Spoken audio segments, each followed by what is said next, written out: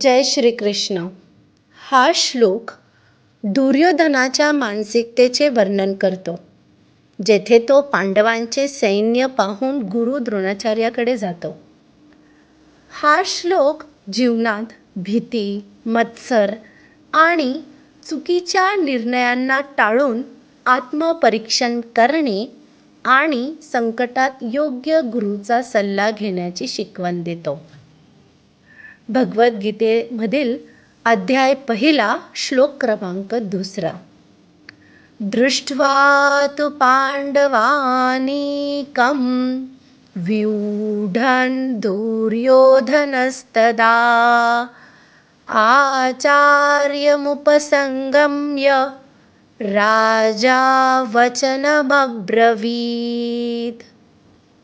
या श्लोकचा अर्थ असा की त्यावेळी पांडवांचे सैन्य व्यूहरचनेत उभे असलेले पाहून राजा दुर्योधनाने आचार्य द्रोणाचार्यांच्या जवळ जाऊन हे वचन म्हटले.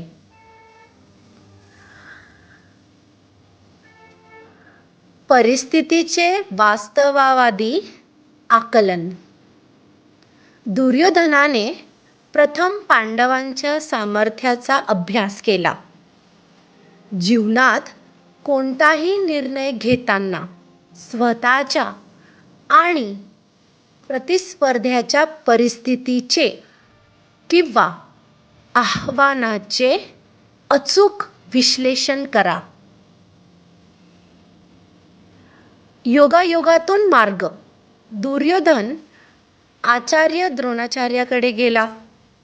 आयुष्यात संकटे किंवा पेच प्रसंग निर्माण झाल्यास अनुभवी आणि ज्ञानी व्यक्तीकडून सल्ला घेणे गरजेचे असते.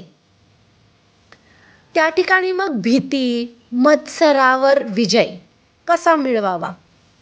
दुर्योधनाच्या मनात मत्सर आणि भीती होती, ज्यामुळे त्याचा विनाश झाला.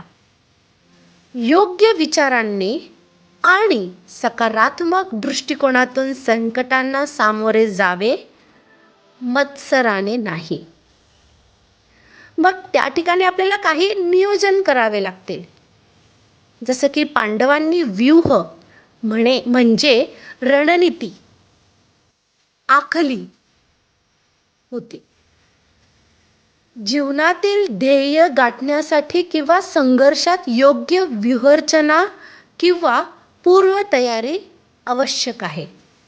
थोडक्यात हा श्लोक आपल्याला संकटात घाबरून न जाता योग्य सल्लागाराचा शोध घेऊन अभ्यासू वृत्तीने नियोजन करणे शिकवतो. हरी बोल. सगळ्यांनी माझ्यासोबत म्हणा पाहू.